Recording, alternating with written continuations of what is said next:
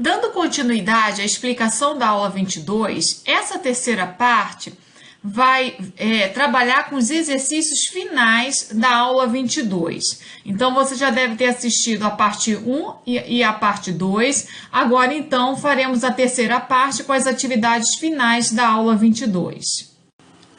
Na página 135, vocês têm um exercício sobre esses elementos do tipo textual narrativo, ainda sobre aquele texto do conto O Apelo, o Dalto Trevisan. Então, vocês vão refazer a leitura, reler o texto, o conto do Dalto Trevisan, para responderem as seguintes questões. Qual é o foco narrativo do texto? Foco narrativo é dizer se está em primeira pessoa, ou seja, se o narrador é personagem, ou se está em terceira pessoa, se ele não é personagem. Então, o foco narrativo no conto do Dalto Trevisan está em primeira pessoa. O narrador é o marido que sente a falta da esposa e apela para que ela volte. O foco narrativo nesse texto faz com que as informações sobre a mulher chamada de senhora sejam apresentadas de forma objetiva ou subjetiva. Explica. Obviamente, se o narrador participa da história, se ele está em primeira pessoa, essas informações vão ser subjetivas, porque elas vão ser narradas, elas vão ser apresentadas sobre a ótica daquele que narra o conto e que está sentindo toda aquela falta da esposa, que é o marido. Então, todas as informações sobre a importância da mulher para a organização da casa e para a vida do narrador são medidas pela visão subjetiva que o marido tem dela. O narrador começa a sentir a ausência da esposa a partir do momento que percebe as pequenas coisas que alteram na rotina quando a senhora sai de casa. Terceira questão. Transcreva do conto informações dadas sobre o tempo. No primeiro parágrafo, o narrador afirma que a esposa partiu há um mês, é o tempo cronológico. Além disso, ele diz que na primeira semana depois da separação não sentiu falta da esposa. Então, nós temos aí marcas do tempo, partiu há um mês, na primeira semana, são elementos que estão marcando essa passagem do tempo. Letra B, sobre o espaço. O espaço a que se refere o narrador é a residência do casal, ressaltando as alterações provocadas no ambiente, a desorganização, a sensação de solidão, em função dessa ausência da esposa. Em que medida a construção do tempo e do espaço contribui para o desenvolvimento do conto? Olha que interessante. O tempo transcorrido desde a separação e os efeitos da ausência no espaço descrito pelo narrador aumentam a sensação de solidão e a saudade que ele sente da mulher. É possível também perceber que o narrador-personagem vê a mulher como aquela que comanda a casa, fazendo as tarefas. Ele não sente saudade num primeiro momento, ele não sente saudade dessa afetividade. Ele marca mais a falta da mulher por conta da falta de uma pessoa para fazer as tarefas domésticas, em pequenas situações que a gente consegue perceber uma saudade aí no ponto de vista realmente uma saudade dessa afetividade da mulher. E por último, ainda em relação ao tipo textual narrativo, nós vamos ver como se pode iniciar uma narrativa, páginas 136 e 137. O narrador, para iniciar o texto, pode utilizar duas estratégias básicas. Iniciar a história diretamente com o fato narrativo, sem qualquer introdução que prepare o leitor. Nesse caso, as informações que são indispensáveis para o entendimento do texto, ora são fornecidas ou inferidas em partes durante a leitura, ora são fornecidas em blocos por meio de um flashback. É normal em textos muito longos, em romances, em novelas, acontecer esse flashback.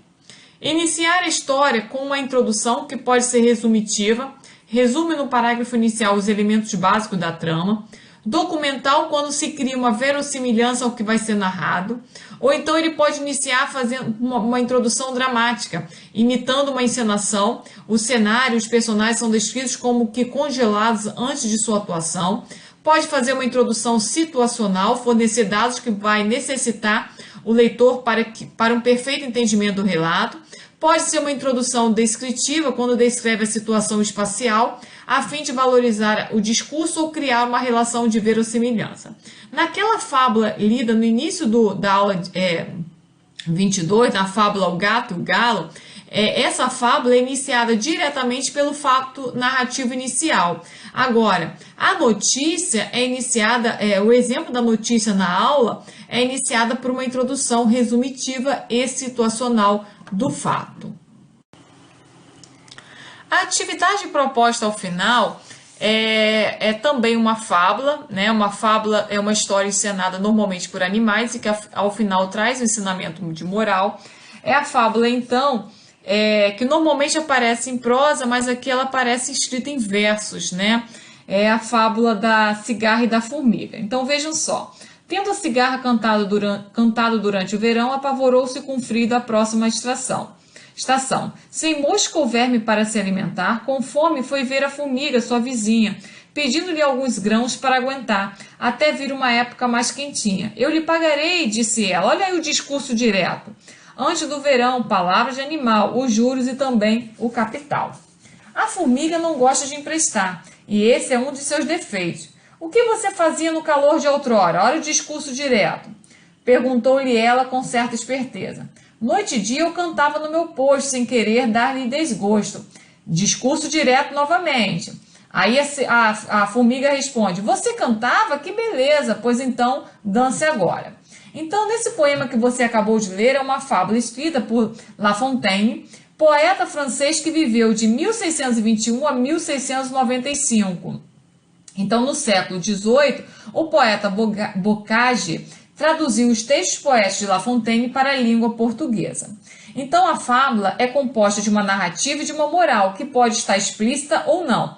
Tomando como referência essa fábula que nós acabamos de ler, nós vamos responder as questões que seguem.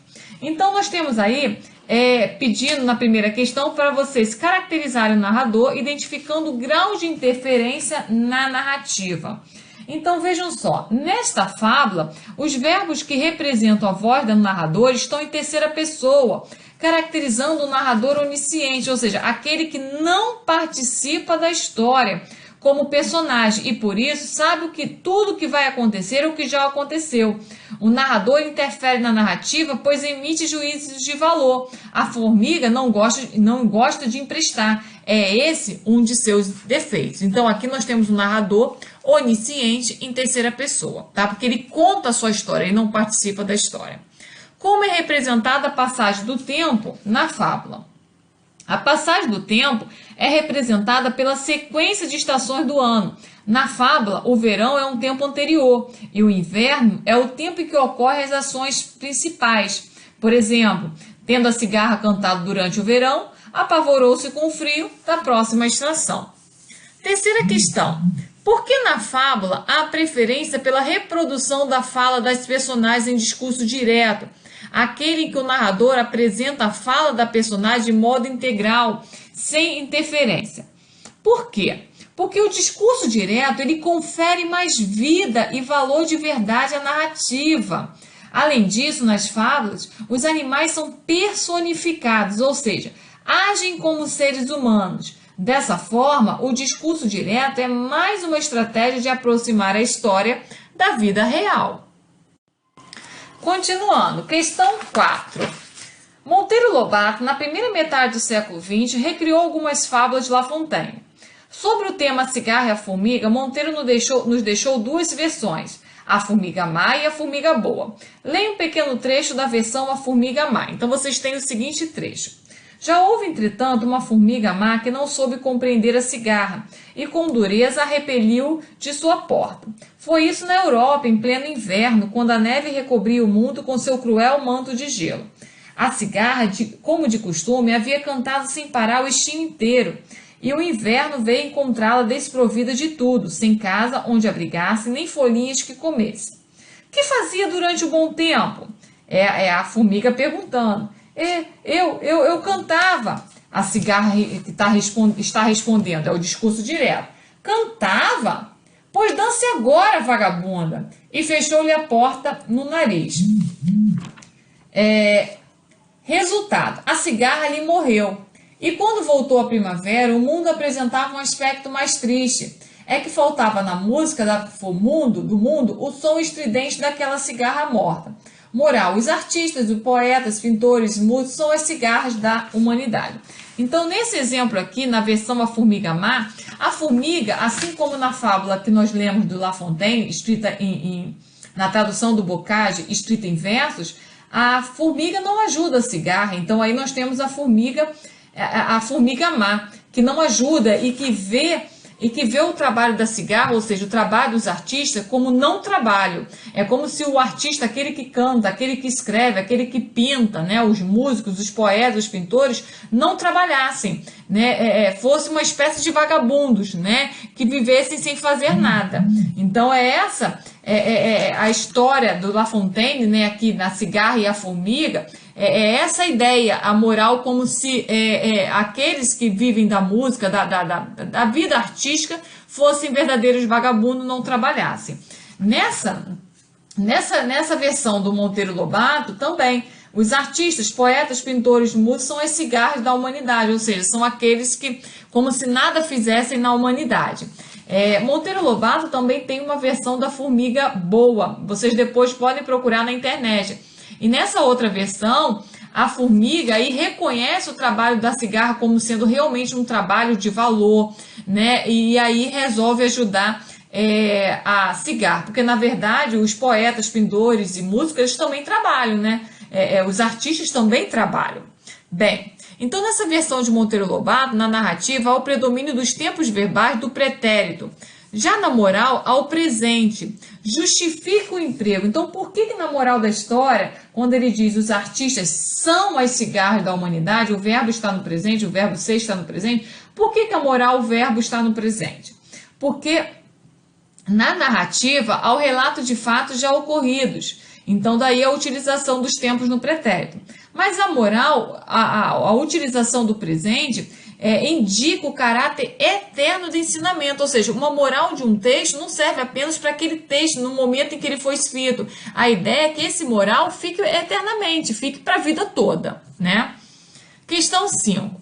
O espaço na versão de Monteiro Lobato é descrito com mais dramaticidade, em que isso contribui para a caracterização da personagem formiga.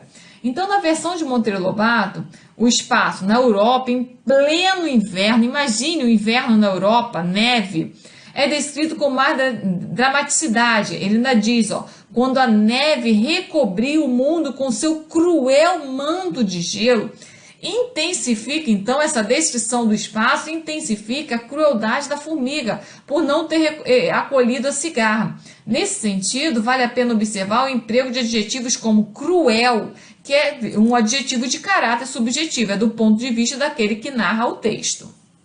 6.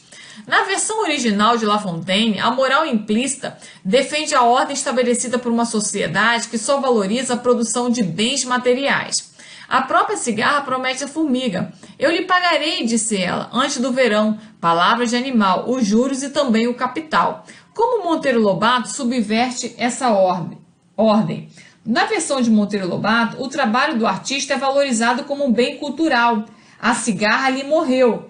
E quando voltou a primavera, o mundo apresentava um aspecto mais triste. É que faltava na música do mundo o som estridente daquela cigarra morta. Então, Monteiro Lobato, ele faz uma formiga má, mas ele mostra o trabalho do artista, o valor do trabalho do artista. E 7. Como são iniciadas as duas versões, a cigarra e a formiga? Então, as duas versões são iniciadas por uma introdução resumitiva. Em Monteiro Lobato, nós temos: já houve, entretanto, uma cigarra má que não soube compreender. Ele faz um resumo da história, né, de alguma história dessa fábula da cigarra e da formiga. Em La Fontaine também, tendo a cigarra cantar durante o verão, apavorou-se com o frio da próxima estação. Ele faz um resumo para situar o leitor.